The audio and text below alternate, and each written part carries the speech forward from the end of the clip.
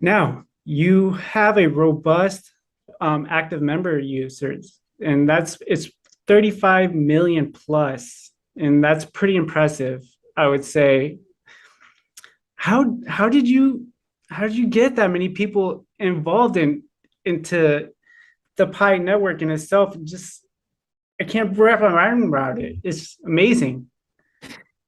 Yeah, so it's about being clear on the value propositions and trying to create a true utility, um, trying to provide a safe and fair ecosystem for everyone.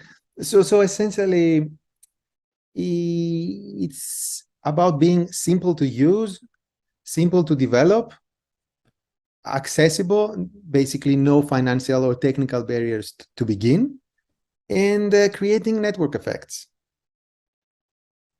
All right. All right.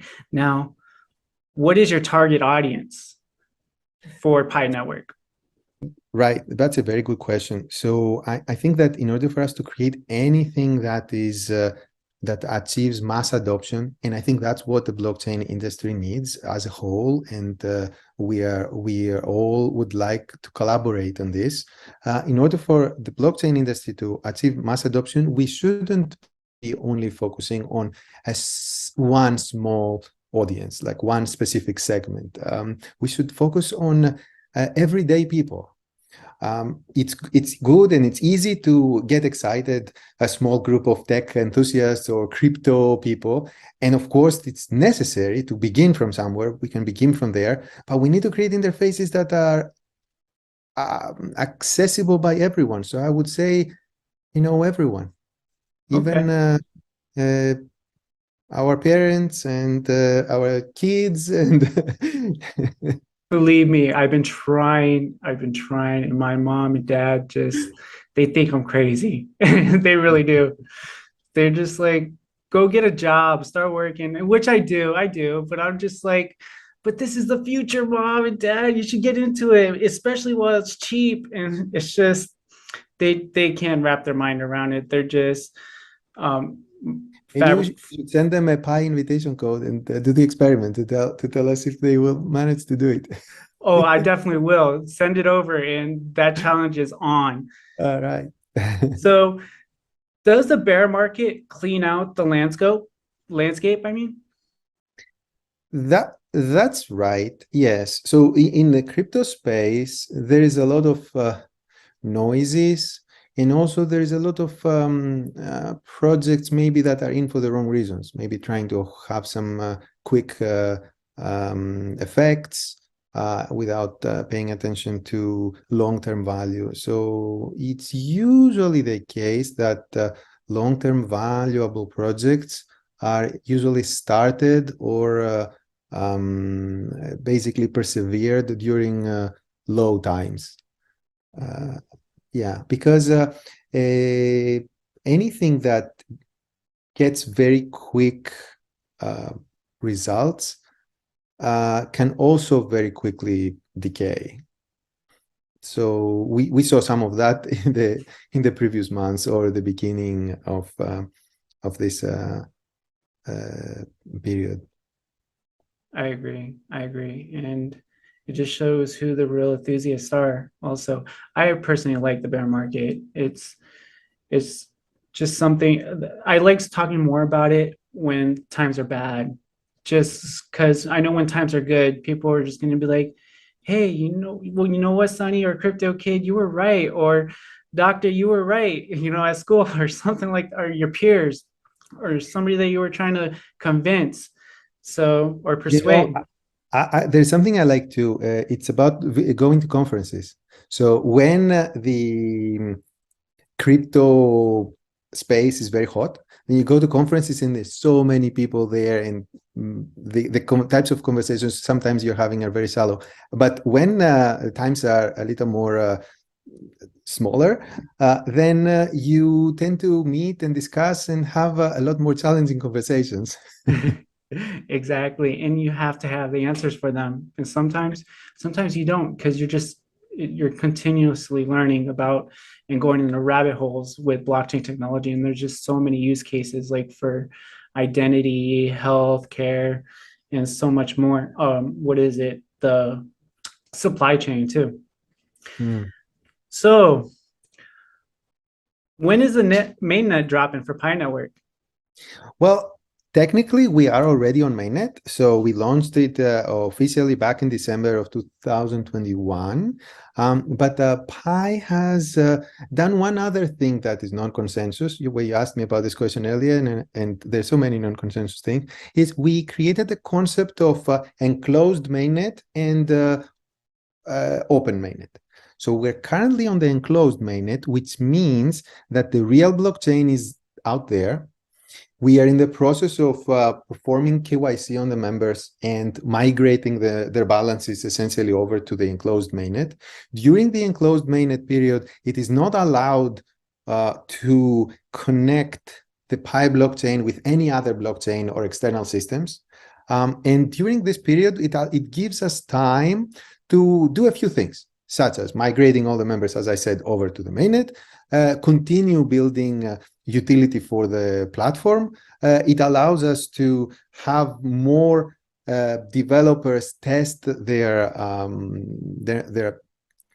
applications, and being able to do all that without any external noises or distractions, essentially. And it's an example, like, for example, the KYC solution we created was one of the Pi applications that we built on top of our own platform. And in order for someone to KYC themselves, they need to pay 1 Pi. And that 1 Pi is then distributed to everyone who is helping with their KYC. So there is both AI algorithms, as with every KYC solution, but when the AI algorithms need help from humans, then these humans are coming from the same network, so it's self-bootstrapping itself, and that's happening even during the enclosed period. Yeah, so the answer is that we are technically on mainnet already. It's called enclosed mainnet, and at some point we are going to move to the open network. Thank you for clarifying that. You answered a lot of questions that I asked for people that have been watching YouTube videos like me and bringing out their curiosities. So definitely appreciate that. Any last words before we close? Like, what's next? What's next for Pi Network? So as I mentioned earlier, we recently announced this KYC solution, which has completed more than 3 million members right now have done their KYC, and that essentially is I think the largest blockchain migration in cryptocurrency history out there. So going forward, we want to continue this KYC and migration. We got a lot more members to accommodate and migrate to mainnet. So that's one thing. We need to continue building the ecosystem during the enclosed period. And that's basically by building more infrastructure needed and enabling utilities to be built by the community itself.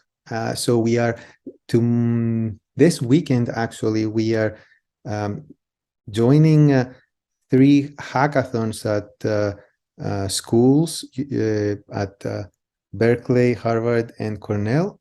We are sponsoring tracks over there, so we may have some students building some Pi applications during those hackathons and initiatives like this for utility building.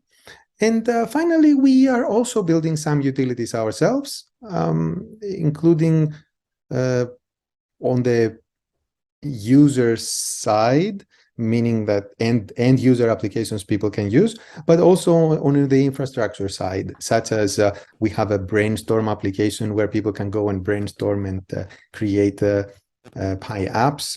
In fact, in the past, there were more than 10,000 ideas that were proposed in this platform, and we are improving it. And other things like this, such as we have a translation app, which is currently used by some translation task force that we have for many languages, that people from the platform are translating themselves our interfaces. So in the future, this internal app that we have, we're going to make it public so that the other application developers can also use it to translate their own applications. That's it for us. Building. I'm honored to have you on the show, and it's been a pleasure of mine. I hope you had as much fun as I did on this. And yeah, man, I wish you the best of luck with your endeavors, Doctor. And thanks for having me. anytime. It was indeed fun. All right. So have a good night, sir. You too. Thanks. Bye-bye. Bye.